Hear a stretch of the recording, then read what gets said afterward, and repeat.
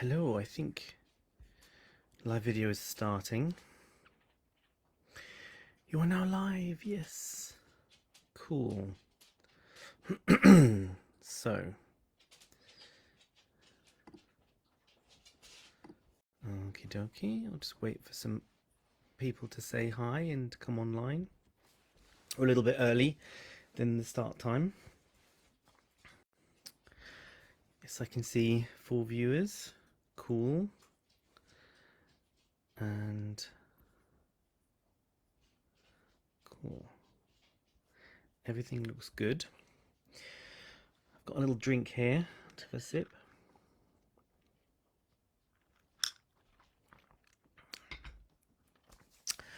Okay, hi everyone. If you're joining me, this is the Facebook Live for Fatal Witness, my new book, which was published today, the new Erika Foster book. And I'm really excited to be talking to you for the next little while and see you all. And I'm being assisted off screen by my glamorous assistant Jan. And can you tell me, we are live, yeah? It's actually all live and everything. Yes, you are. Okay, cool. So, so if you're joining me now, hi everyone. This is the Facebook Live for the publication of Fatal Witness. This is the 7th Erika Foster book in the Erika Foster book series, and it's been a really exciting day seeing the book fly out into the world and hearing all the feedback from people, and thank you to everyone who's left lovely reviews and messages. I really appreciate it, and it's been really cool to reconnect with you all and to have Erika Foster back again. So yeah, so if you didn't see earlier, I have a drink here. I'll just say cheers. Okay, and so I've got some questions here that people have been sending in. So I'll start answering some of those in a second. If anyone else has some questions that they want to send, they can leave a comment below on the post, and also there's a thing you can do where you can send it to the page via Facebook Messenger. So if you want to send me a message, I can answer a question as well if you send it to to Messenger. So hi Alison, thank you for your message. Say hello to you and Jan. Thank you. Hi, I'm really pleased you're joining us. Okay, so right, I think we can start properly now. So to give you a little bit of introduction, this is Facebook Live for Fatal Witness. This is the 7th book in the Erika Foster series, and in this book it pretty much picks up where things left off in Deadly Secrets, which was the 6th book, and there's a gap of a few months in between. And in this book, Erika has moved house. She's moved into a brand new house in Blackheath in London. So she's putting down some roots in London after renting horrible flats for so long.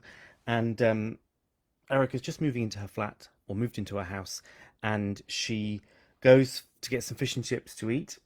You know what it's like when you move into somewhere and you haven't got anything unpacked and you just sit in an empty house. So she goes around the corner to get some fish and chips, and then afterwards she stumbles across the murder of a true crime podcaster who lives nearby.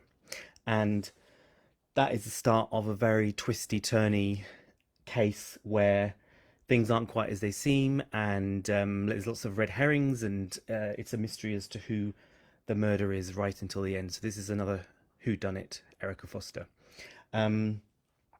So yeah, I'm just really excited for everyone to read it.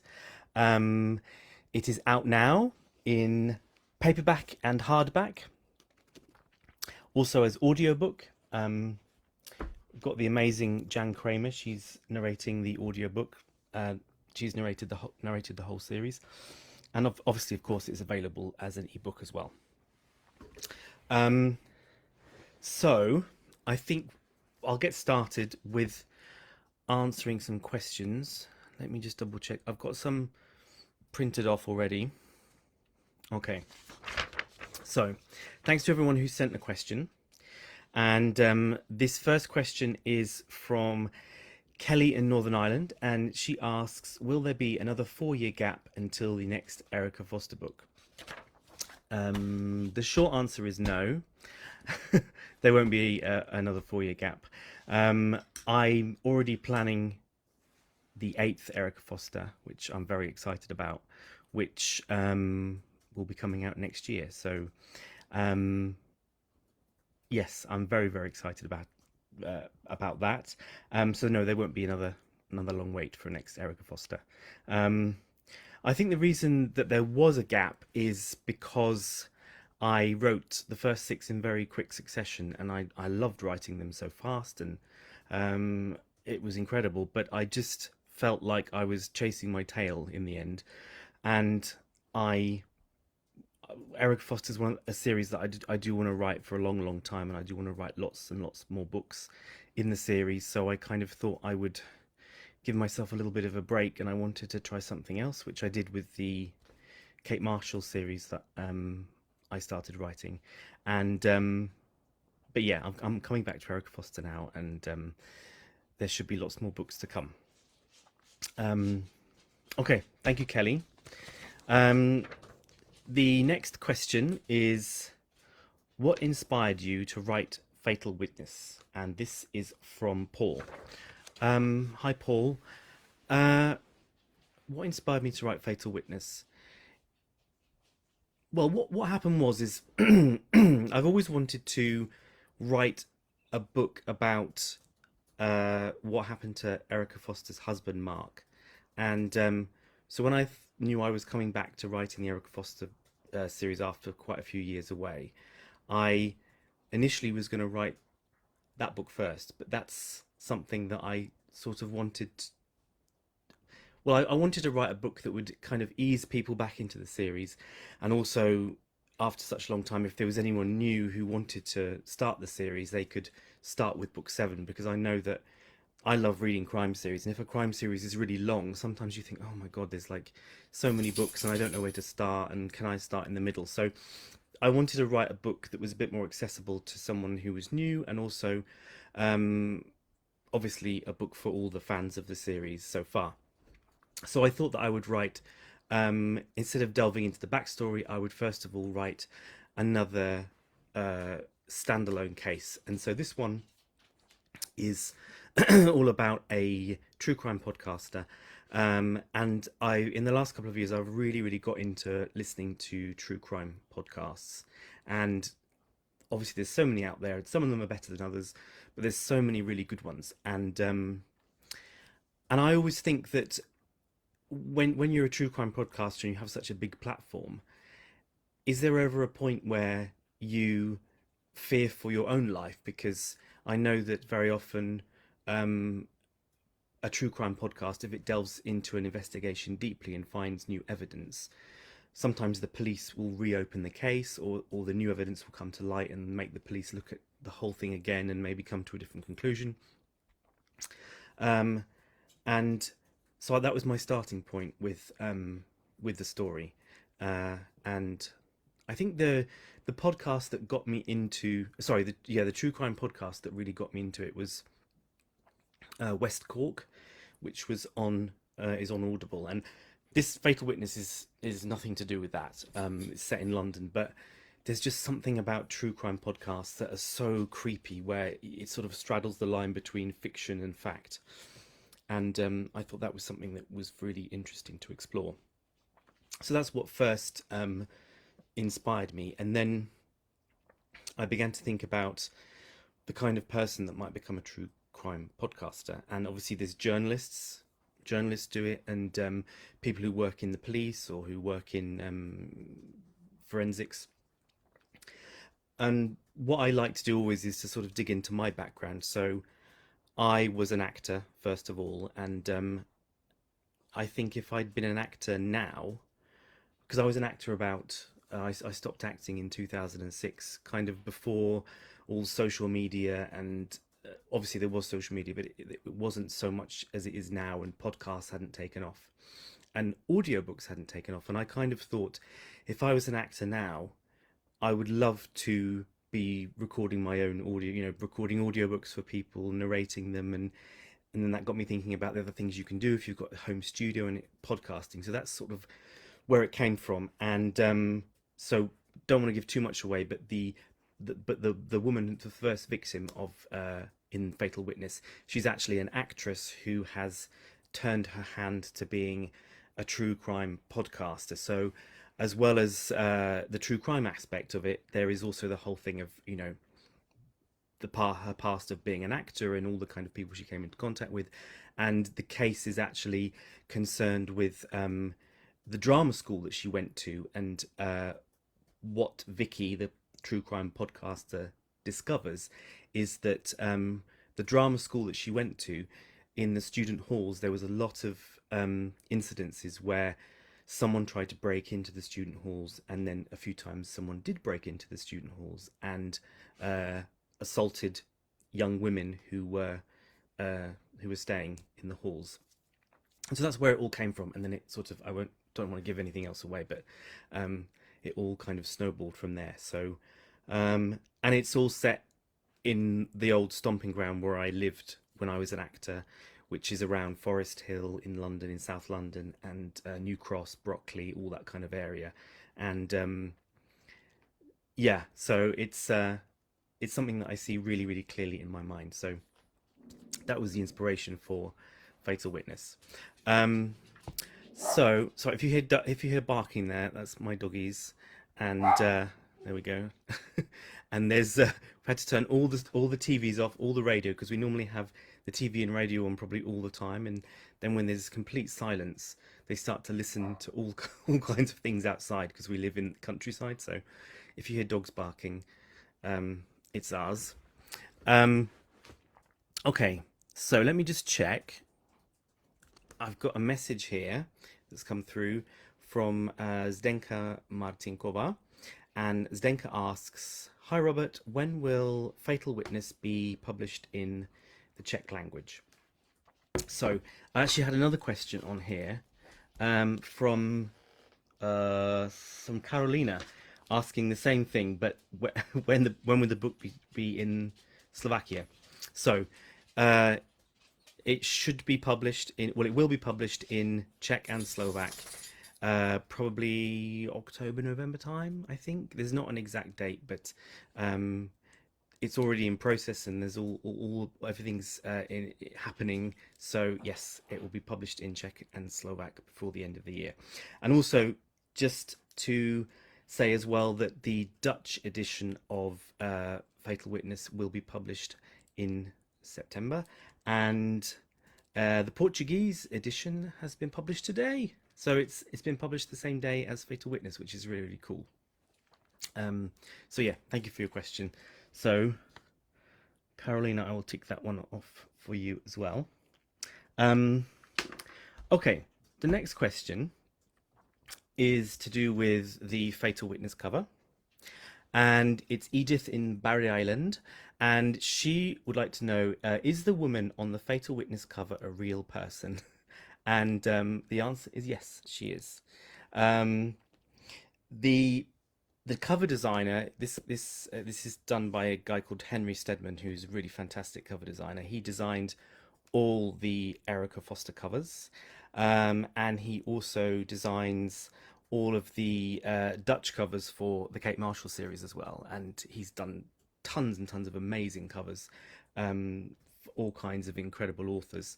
And so yeah, so he always likes to use original images in his covers. So this is the original image of a model. She's Italian, and she actually messaged me after the book came out saying how much she liked the cover, and she's very cool. And I know that also with all the covers, The Girl in the Ice and Night Stalker and Dark Water, Last Breath, Cold Blood, Deadly Secrets, they all have the image of a woman's face in sort of different poses and different ways, and they are all real people. Obviously, if there's a book with a cover with a real person's face on it, it's a real person. But very often, cover designers can buy like what they call a stock image, which is an image that's sort of already available. But what I love about Henry is he actually um, uses models to kind of uh, make the covers really original. So yeah, that's really really cool. And her face is just on the. This is the hardback version. Her face is just on the bottom of the hardback version there as well, which is really cool. So yes, let me just have a little drink. Okay, so the next question is from Alison, and that is, when you're not writing, are you an avid reader yourself? And the answer is yes, I am. Um, I love to read everything and anything, and I've been reading. I've been a fan of reading pretty much since I was really small when I first had a library card, and yeah, so I read everything, anything. I tend to read a lot of non-fiction at the moment. Often when I'm working on a book, I'll read more non-fiction than anything else. But I love reading crime and horror and funny books. And one of my favorite authors is Sue Townsend. I think I've said this before, um, who wrote the Adrian Mole books and other fantastic books and plays. And I think she's incredible, and she really inspired me um, to write. And I actually have a non-fiction book that I'm reading at the moment. This is actually, I'm really lucky to be able to get advanced reader copies, and I got this sent this Woman Like Us by Amanda Prowse, which is her memoir. And as you can see, I'm halfway through this, or more than halfway through, and it's really incredible, amazing book. And I'm going to do a longer post about it afterwards. But yes, this is what I'm reading at the moment. It's really such a fantastic book. And what I love about memoirs, the best memoirs, is you can kind of hear the person talking to you, like they're sitting telling you the story. And that's just what this book's all about. And it's the kind of book that makes you laugh and cry, and the best kind. So yeah, that's what I'm reading at the moment. Um, but Yeah, I think when I'm not writing fiction, I tend to read more fiction, and I'm a huge fan of Stephen King, and Thomas Harris, Robert Harris. Um, yeah, huge fan. Um, okay, I've got some more questions that have come through here. Hi, Donna in Lowestoft. Donna says, "Hey, Rob from sunny Lowestoft." Um, Mona says, "Got home from work today to my copy of Fatal Witness. I got a little bit excited. That's very cool." Hi, Christian Borgs in Belgium. Um, Hi, Nina. Good to see you. I think I've already answered the question about the Dutch translation, which will be in September. Um, Helen Marie Holland says, "Congratulations. Thank you very much." Ida Simonis says, "The cover is so nice." Yeah, that's really cool. Thank you. Um, Erika says, "Greetings from a Slovak living in Sicily." Hi, thank you. Um, okay, so I have another question here from Corinne, and she asks, "Will Erika Foster and Kate Marshall ever meet in person?" Um, I've Yeah, so many people have asked this question, and I don't know, because I think that I don't know if they would get on with each other, and I don't want to write a book where two women are kind of at each other's throats, because I just think that's been done so many times, and it's just not interesting to people. And I think that they're such interesting women as characters themselves. I'd kind of want to write something that brings out the best in them. And I don't know. I mean, I think I kind of feel that maybe Kate Marshall will would make more of an effort to be nice than Erika Foster would. Um, if anyone doesn't know, I also write a another crime fiction series, which is the Kate Marshall series, and that's about a private investigator, and that's set on the south coast in England. So she's not, well, she's an ex-police officer, but she has a private detective agency that she runs with her assistant Tristan, and it's a very different series, but I love writing that too. So watch this space. Maybe, I don't know, maybe a short story there might be, or maybe I could find a way to have them both together in one book. Yeah, watch this space. Okay. Let me just have another look here. Um, Elisabetta asks, "Dear Robert, if your life were a novel, what kind would it be? Adventure, love, or historical?" That's a good question. Well, I don't think it'd be historical because I like to think I'm still quite young. Um, I think it would be an adventure stroke love story, maybe.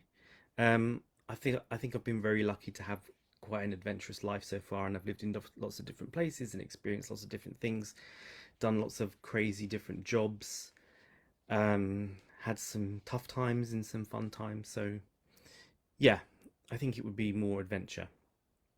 Um, okay, let me go back to my little trusty piece of paper here.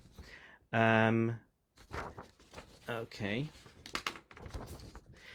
this next question is from Frank, and Frank asks, "What was the first book you ever read, or the first book that you really remember reading?"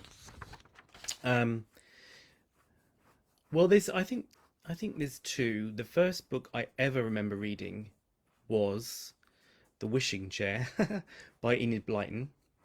That was when I was very young, and my granddad.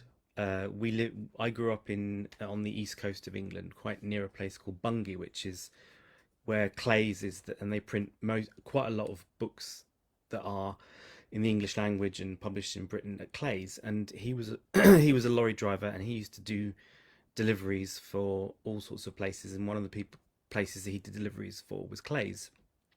And he always used to, back then they used to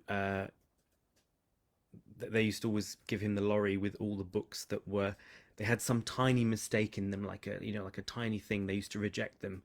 So um because of that, we used to get tons and tons and tons of books that were rejected just for the tiniest mistake. So you couldn't really tell what was wrong with them.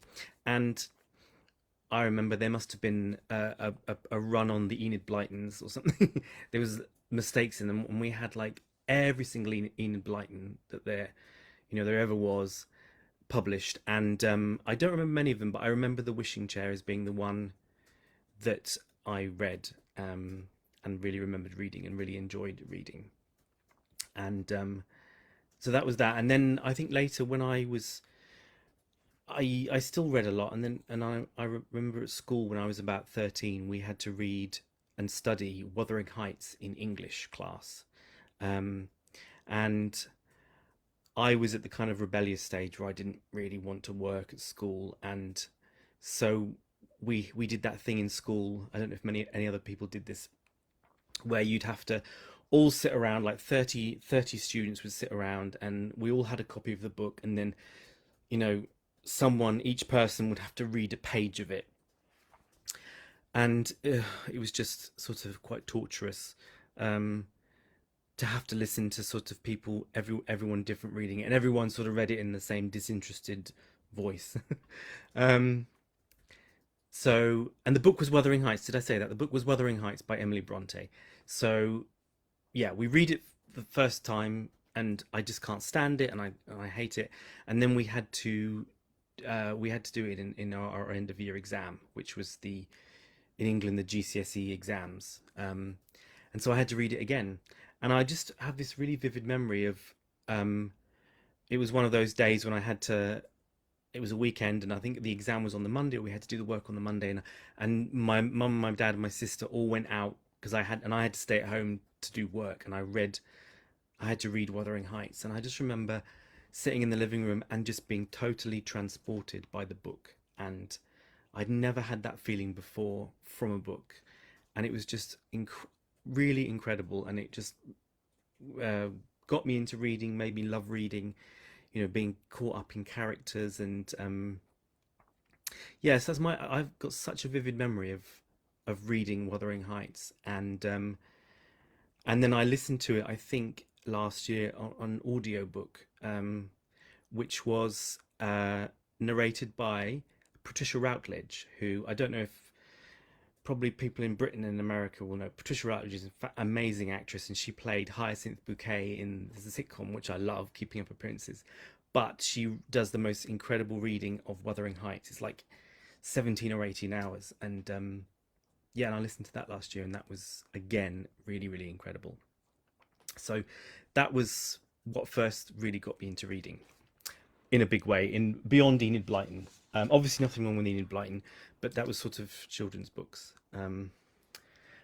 when I was a child. Um, so, so yeah.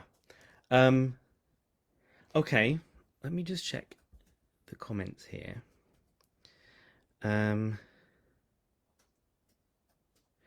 Lorraine Turner, what is the name of the previous book, please? The previous book in the Erika Foster series is Deadly Secrets. Um, just going through all the questions here. Ida Simones says, could you tell me the Fatal Witness name in Spanish and Portuguese?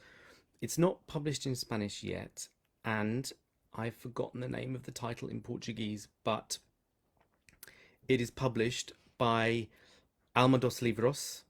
So if you go to their website, I'm really sorry I've forgotten the name of the. It has fatal in the title. Um, okay, this is from another question from Nina. Asks, where do you get all your ideas from?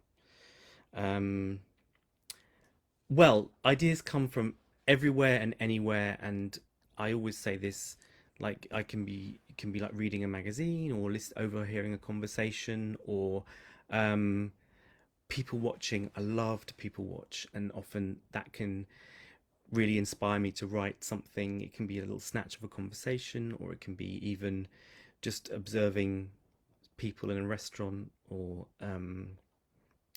I particularly enjoy watching people that you can see that they really don't get on with each other, and I you can watch them, and it's often what they don't say rather than what they do say, and then that gets starts to get my mind whirring, thinking like how what what would they do if one wanted to kill the other, or what's the other one planning to do, or um yeah. And the other yesterday I was in a shopping center, and it was a really really big shopping center with like 3 floors, and I was on the top floor, and it was one of those ones where you can sort of look down all the different uh floors from the top. It's all kind of glass and everything, and I kind of had this idea that what would you do if what could you do if you wanted to clear out this shopping center? How would you cause a commotion to clear out the shopping center to maybe steal something, or I don't know. It's not exactly an idea for a book, but I just that's kind of an example of maybe where an idea comes from, and then sometimes the idea is really good, and if the idea stays in my mind and I can't get rid of it and I start to think more things about it, then I think, oh, this could be a book or a short story. So yeah, it comes from all over the place, all kinds of places. Um, okay, there's a few more messages come through. Hi, Helen Pfeiffer. Thank you very much. Um, Alison Gilchrist says hello to the furry babies. They're asleep somewhere. They've gone to sleep now. Um, Cindy Knoop asks, is Kate coming back with another adventure? Yes, she is. Very soon. Watch this space. Um, Karen says hello from Ireland. Hi, Karen.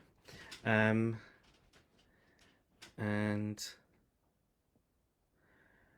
just going through the messages here. My glamorous assistant has been sending me the messages that come through on the Facebook, because it's too quick for me to be able to see often. Donna Salazar says, I'm from Tennessee, USA, and was happy to get the email today announcing Fatal Witness available on Audible. My new credit arrived and I used it immediately. Well, thank you, Donna. I really appreciate that. That means a lot, when someone gets 1 credit a month, and I know what I'm like when I have my 1 credit a month on Audible. I think, what am I going to spend it on? So thank you for spending it on Fatal Witness. And I'm so excited to know that Jan Kramer is still the narrator. She's the best. She is brilliant. She's What I love about working with Jan is that I love conversations I have with her, because she's obviously an actress. She's an actress producer. She produces the audiobooks as well. She has a home studio. And one of the things I love about working with her is that have emails back and forth or phone calls, and she'll read the book and then she'll ask about accents and sort of ask about characters, and often, we'll come up with different uh, the different accents for people, or usually she pretty much nails it on the head. Like in Fatal Witness, there's a character. There's two characters. They're my two favorite characters. They're sort of this older couple. They're not a couple, but they both live in the building where the victim is killed. And one's a very posh older lady, and one's a kind of quite a strange older man. And they're sort of companions. And I heard them very clear in my head when I was writing the book, and then I sent the book to Jan, and she read it, and then what she does is she sends me sound files to my phone of kind of voices, and she says, "Oh, is this accent good? Is that accent good?" And pretty much she always nails it on the head. And when she sent through the voice, the recording of how she wanted to do the voice for this character Henrietta and the character Charles, it was brilliant. It was so good, and it was exactly as I'd heard it. Um, so yeah, I'm really pleased that you are excited about the audiobook, because I mean, that's one of the most exciting things for me, is that I I write the book, and then when you hear it back, because I listen to all the recordings as we go through, and it's just really exciting to hear the words back at you, and it makes it feel all the more kind of real as well. So yes, Jan Kramer is really really cool, and she also narrates my romantic comedy series as well. And she's, as well as drama, she's got a real talent for doing comedy, and yeah, she's the best. Um, Okie dokie. Other questions coming through. There's a question here from Sasha, who asks, what kind of parts were you cast in as an actor? So if you don't know, before I was a writer, I trained as an actor. Um, and I was an actor for about 6 years, I think, before I switched to writing.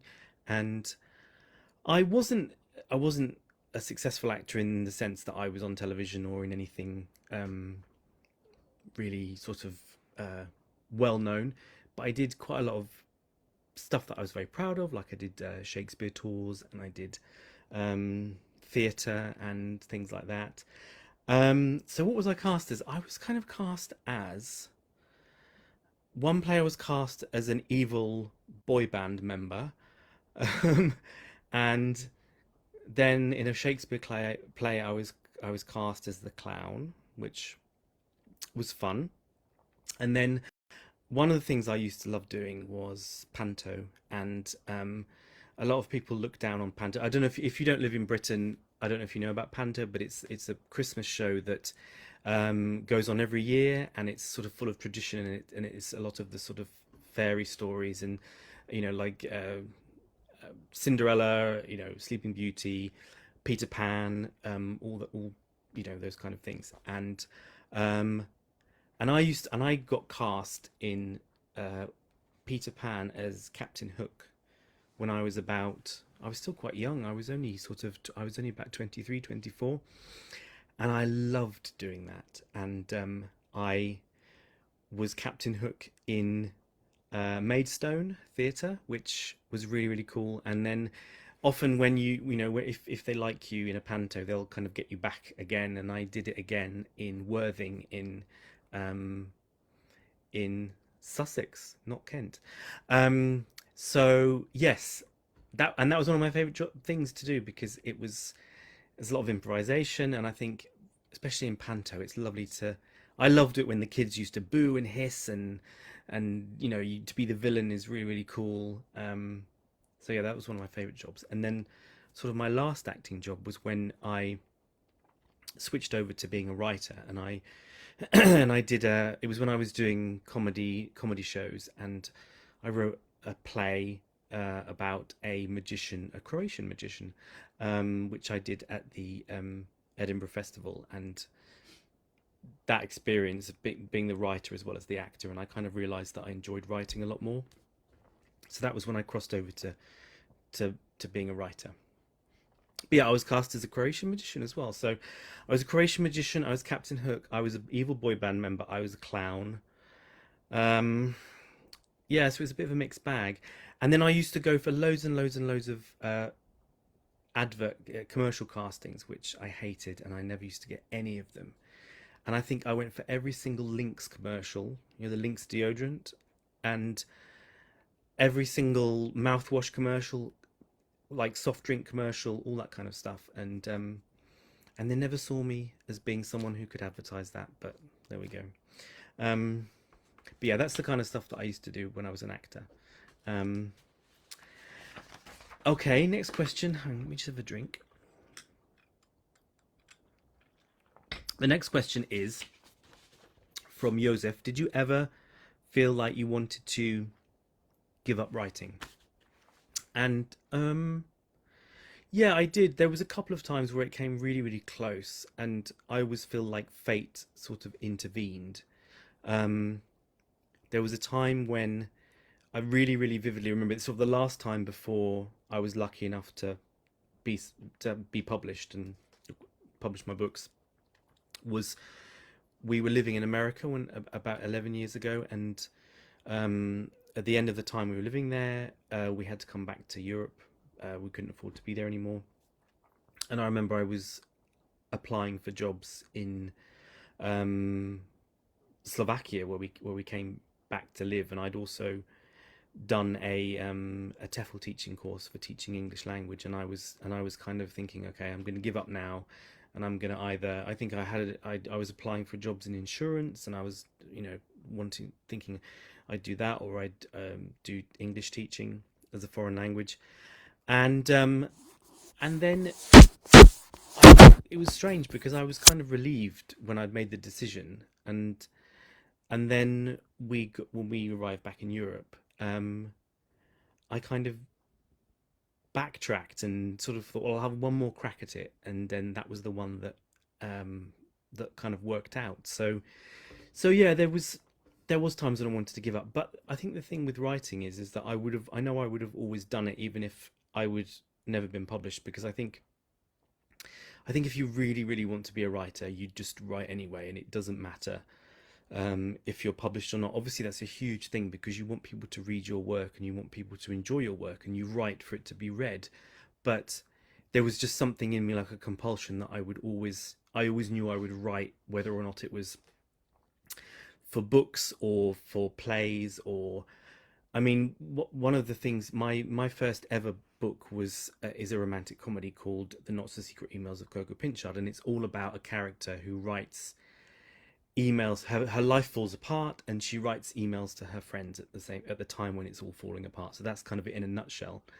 Um, and that came out of when I was at drama school. I was in a play in my final year, and I played this character of this sort of old deaf army major. So that's yeah, I was cast as an old deaf army major as well.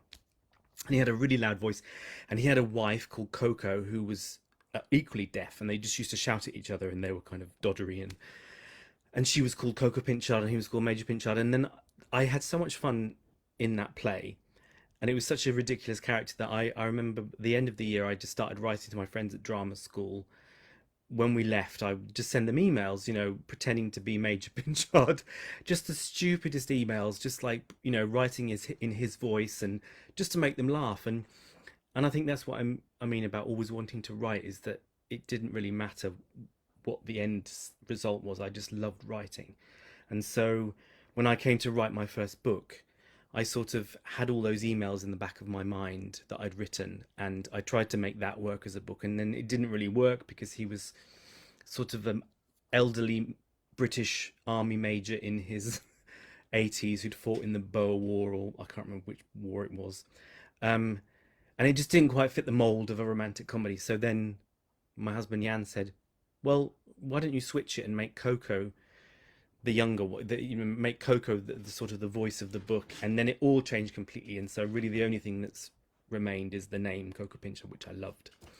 Um, so yeah, long answer to your question, but yes, I think I did want to give up, but I always want to carry on writing. Um, okay, there's so many questions. Thank you to everyone who's sending in questions and messages, and I really appreciate each and every one of them because it's so cool. Um, And there's one here from Trine Caldana. Dear Rob, what gave you the inspiration for Erica to live on a narrow boat? But Erica doesn't live on a narrow boat.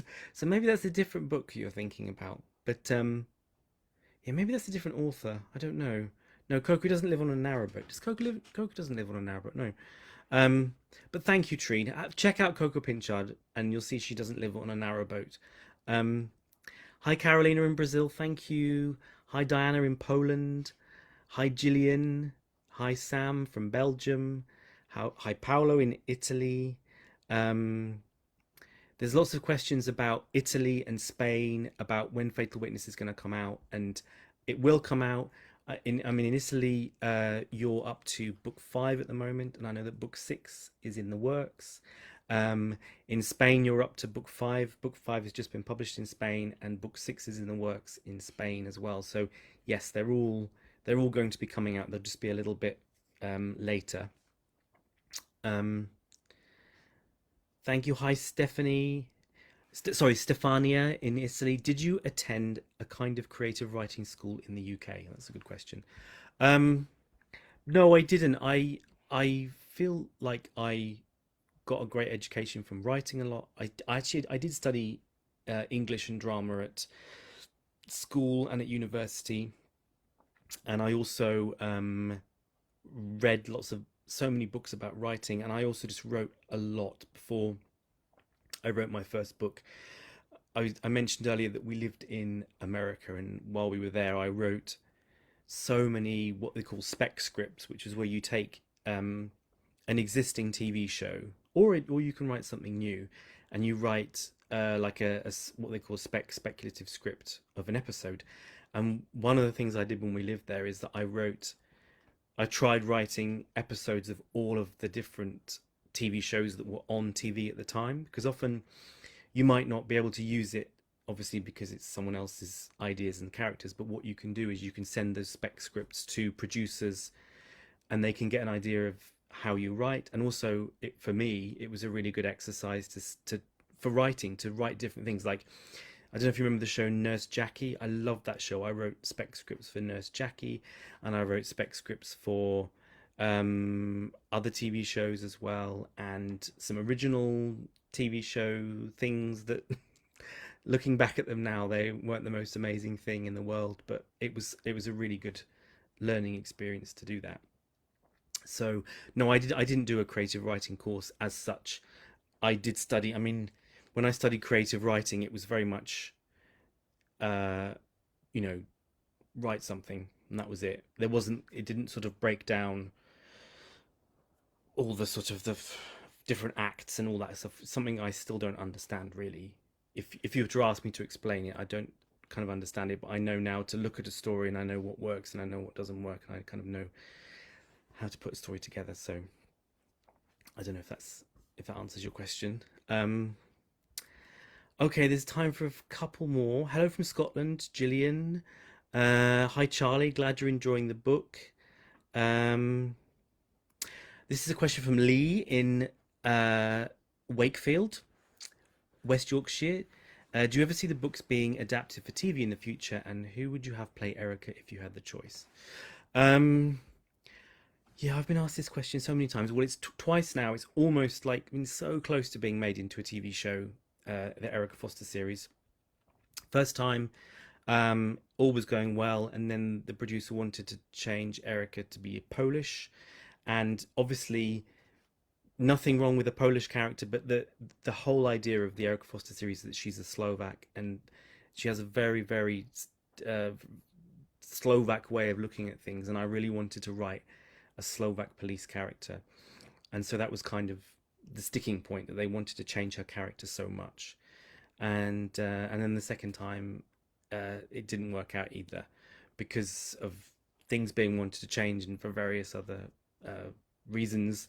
Um, but yeah, I would love to see Erica as a TV series, and I think I've been asked so many times who I would love to play Erica, and I think that, and I used to say like, oh, Charlize Theron or Kate Winslet, or but I think I'd love. I mean, they're brilliant, but I think I'd love Erica to be played by someone completely unknown and completely like new, who would make Erika their own. And I also loved Kate Winslet in Mayor of Easttown. I loved that show, and I just see her now as Mayor of, because that's such a brilliant, brilliant show and a brilliant character that she played.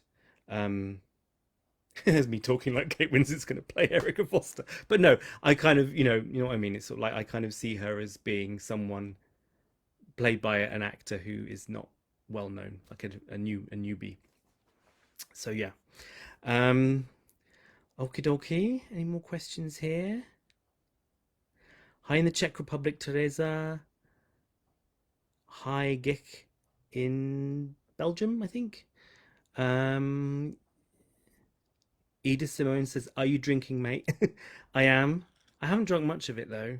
I'm probably going to drink more of it when I finish. Mm. Just to keep, my throat from getting too dry. There's so many lovely messages. Thank you to everyone who has sent a message and who is writing and watching. And let me just double check for more questions. I think there's a couple more questions. Let me see. Okay, let me go to the last ones on this piece of paper. Okay, this is the last question, and this is from Carla. And Carla asks, what is your writing day like, and do you write on paper or a computer? Well, my writing day is, I try to start early, but I don't usually manage to achieve that. I've seen so many writers who say I get up at 7 and I kind of start, and I would love to be one of those writers, and I always try to start, but I do work better if I work in the mornings, and I tend to write for sort of 4 or 5 hours before I run out of steam. And I try to write sort of office hours. If if my time goes off, I work office hours, and I don't work weekends, and I hate working evenings. I like to kind of have a life, and that's been an important thing for me, is to have weekends off, and just because I think that you need to live life as well as write, and I always feel like I kind of need to live life to be able to have my ideas and everything. And I write on a computer. I rarely write on paper. I a few times have written on paper, and I I quite like the idea of writing on paper, but my hands now get really, really sore when I write with a pen, and I find it much easier to type on a computer. And I also, when I type on a computer, I kind of know that I can, even if something doesn't work, I can cut it and squirrel it away, and I have tons of stuff on my desktop saved away in files that, if there's a chapter that doesn't work in something, or if there's a piece of description, I sometimes sort of reuse it, and I find it's easier to have it all in one place. So yeah, I write on a computer, but I can't type. I like, a proper touch type or anything like that. I've sort of graduated from 2 fingers to sort of 3, and I do manage to type quite quickly.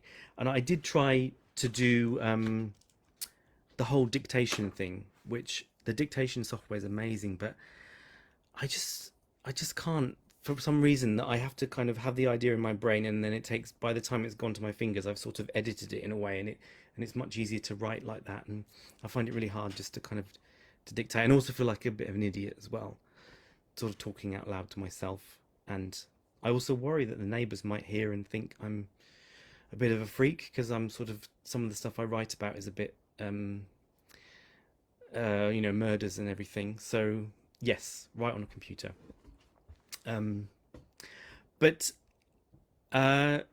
okay, well, I feel like I've been talking and talking and talking and talking and talking, which I have. And I hope you've really enjoyed listening, and I've really enjoyed having the chance to say hi to everyone and to talk about myself for an hour almost, and about the book. So for the last time, this is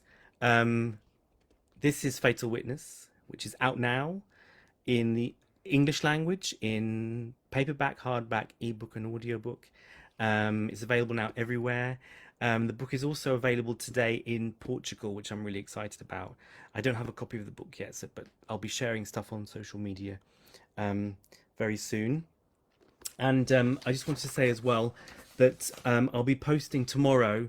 There'll be a giveaway of 7 copies of Fatal Witness. So keep your eye out for that. I'll be posting that all on my social media, and I'll be running the giveaway for a week, and then we'll choose 7 winners who will win a signed copy. So thanks to everyone. I really appreciate talking to you. Thank you to everyone who today has sent me messages and who has left reviews and who's bought the books as well. I really appreciate it, and I'm really excited for you all to read the next Erika Foster book, and I really hope you enjoy reading it. And so that's bye from me, and I'll see you all soon. Take care. Bye.